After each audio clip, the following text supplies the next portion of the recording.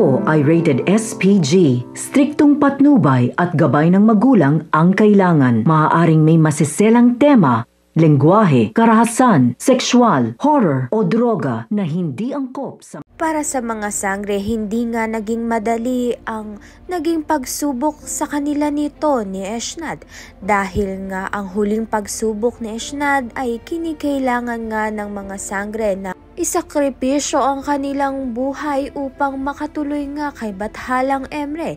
Hindi nga naging madali ang desisyon na ito, subalit kalaunan ay pumayag na nga rin sila upang ang malaman nga nila ang kasagutan kay Bathalang Emre. Dahil dito nakatawid nga sila sa tulong nga nito ni Eshnad. Pagkatawid nga ng Devas ay makikita na nga ni Pirena ang kanyang yumaong kapatid na si Amihan na tila ba'y may matagal nang gustong sabihin itong si Amihan kay Pirena.